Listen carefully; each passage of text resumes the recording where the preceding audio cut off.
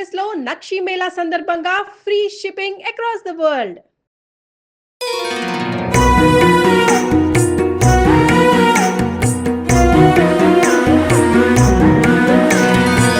జై శ్రీకృష్ణ. ఆండాల్ తిరువడిగలే శరణం. ఇలా కళ్ళు మూసి తెరిచేలోగా 24వ రోజుకు వచ్చేసేసాం మనం. ఈరోజు అందరూ ఎంతో ఆనందంగా రకరకాల డెకరేషన్స్ తోటి, అలంకారాలతోటి, ఆనందంతో అన్నీ సర్దుకుంటుంటారని నాకు తెలుసు. ఈరోజు పాసురానికి 2 పేర్లు ఉన్నాయి. ఒకటి మంగళాశాసన పాసురం, 2 పోత్తి పాసురం. ఈ 2 పేర్లతోటి మనం పిలుస్తుంటాం కదా. ఎందుకు ఈ ప్రతి పాదంలో చివర పోత్తి పోత్తి పోత్తి అని ఉంటుంది కాబట్టి పోత్తి పాసురం అని దీనికి పేరు.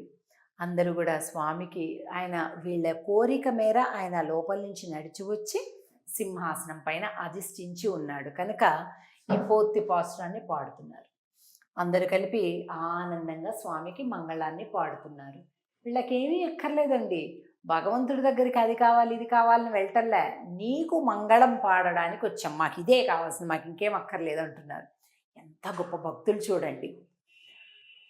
அன்றி இவ்வுலகம் அளந்தாய் அடில் போத்தி சென்றங்கு தென்னிலங்கை செத்தாய் திரள் போத்தி பொன்றச் செகடம் ஊதைத்தாய் புகழ் போத்தி கன்று குணிலா வெறிந்தாய் கழல் போத்தி கன்று குடையா வெடுத்தாய் குணம் போத்தி வென்று பகை கெடுக்கும் நின் கையில் வேல் போத்தி என்றென்று உன் சேவகமே ஏத்திப்பறை கொள்வான் இன்று யாம் வந்தோம்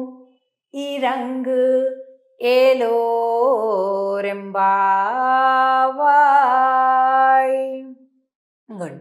ఈ పాసురాన్ని పోత్తి పాసురం అలాగే మంగళాశాసన పాసురం అని అంటాం.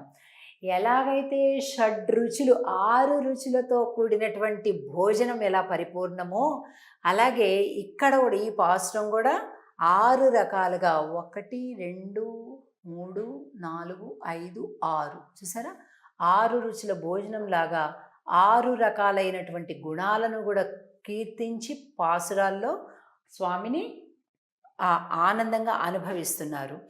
ఇక్కడ మొట్టమొదటి పాదంలో అన్రి ఇవ్వులగం అళందాయ్ అడిల్ పోత్తి అంటే ఆనాడు ఇగోండి త్రివిక్రమ అవతారం అంటాం.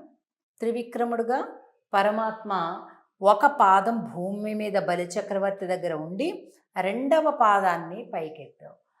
అలాగా మళ్ళా ఒక పాదం పైకి వెళ్ళింది, మళ్ళీ తిరిగి 2వ అడుగు ఎక్కడ పెట్టావు, మొత్తం భూమండలాన్ని కూడా ఆక్రమించావు. అయ్యో స్వామి, అసలు ఇది శ్రద్ధగా వినండి.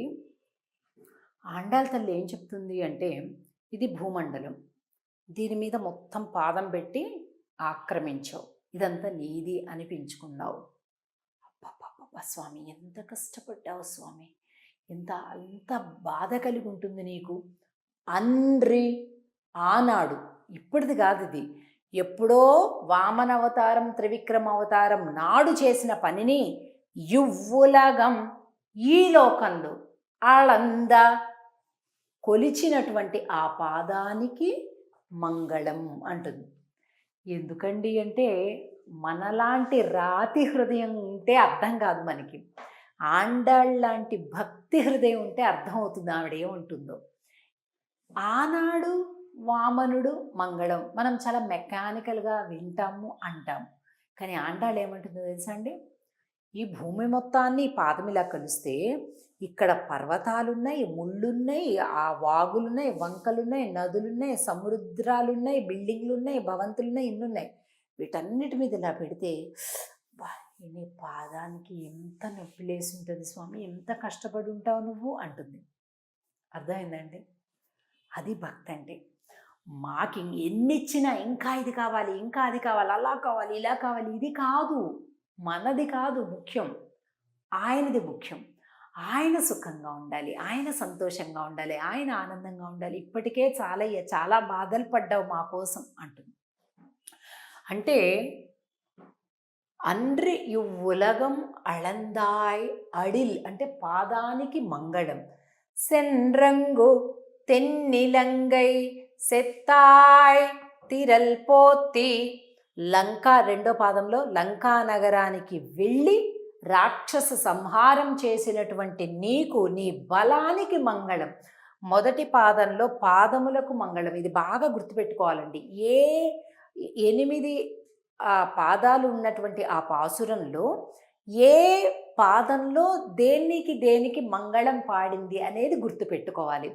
మొదటి పాదంలో అంటే మొదటి లైన్లో స్వామి యొక్క పాదానికి మంగళం. ఇంకోండి, లోకములను కొలచిన నీ పాదములకు మంగళం. రెండవ లైన్లో లంకా నగరానికి వెళ్ళి రాక్షస సంహారము చేసినటువంటి బలమునకు మంగళం. ఇక మూడవ లైన్ ఏంటి? పొండ్ర శకడం, శకటాసురుడు బండిని ఆవహించి ఉన్నటువంటి రాక్షసుని సంహరించినటువంటిది. పొండ్ర శకడం ఉదయతాయి పుగష్పోతి. స్వామి, ఆ శకటాసురుని తన్ని నశింపచేశావే, నీ కీర్తికి మంగళం. ఇక నాలుగవ లైన్ కన్రు కుణిలా వేరిందాయ్ కషల్ పోతి. వత్సాసురుని ఇలా పట్టుకొని టక టక టక టక తిప్పేసి పెట్టి కొట్టావు. అటు కపిత్తాసురుడు వత్సాసురుని ఏకకాలంలో సంహరింపచేశావే. అది వడిసెల పట్టడం అంటారు కదా, ఇలా పట్టుకొని గిర్రా గిర్రా గిర్రా గిర్రా తిప్పి కొడతారు చూసారా. అలాగా ఈ ఒక దూడలోకి అసురుడు ప్రవేశిస్తే ఆ దూడను పట్టుకొని ఇలా ఇలా ఇలా తిప్పినప్పుడు ఒక కాలు ముందుకి ఒక కాలు వెనక్కి పెట్టి ఇలా ఒక పాస్చర్ ఉంటుంది చూసారా, ఆ భంగిమకు మంగళం అంటుంది ఇక్కడ. ఆ తర్వాత నాలుగవ లైన్లో కొన్రుకుడయా, ఐదో లైన్ కొన్రుకుడయా వెడుతాయ్ కణం పోతి. గోవర్ధన పర్వతాన్ని ఎత్తి పట్టి అందరినీ కాపాడావే, అటు గోవులని గోప బాలకుల్ని అందరినీ కాపాడావే. ఏమి గుణమయ్యా నీది అసలు, అందరినీ కాపాడటానికి పర్వతాన్నే ఎత్తేస్తావా అంటుంది. ఈసారి ఎప్పుడైనా నందవ్రజానికి వెళ్ళినప్పుడు, బృందావనానికి వెళ్ళినప్పుడు తప్పకుండా అక్కడ దగ్గరలోనే గోవర్ధన పర్వతం కూడా ఉంటుంది. ఆనాడు శ్రీకృష్ణ పరమాత్మ తన చిటికెన వేలుతో ఎత్తినటువంటి ఆ గోవర్ధన పర్వతాన్ని మనం ఇప్పటికీ దర్శించుకోవచ్చు, ప్రదక్షిణ చేసుకోవచ్చు. కాబట్టి తప్పనిసరిగా అది చూసుకోండి.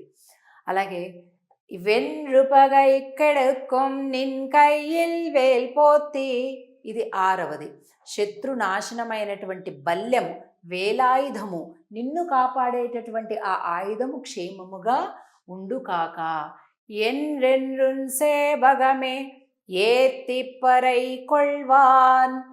ఒక్కొక్క పోతి రావణాసురుని సంహరించడానికి వెళ్ళిన రాముడికి మంగళం, శకటాసురుని వధించినటువంటి కృష్ణునికి మంగళం, అలాగే దూడని కూడా పట్టుకుని వత్సాసురుని కపిత్తాసురు సంహారం చేసినటువంటి ఆ భంగిమకు మంగళం.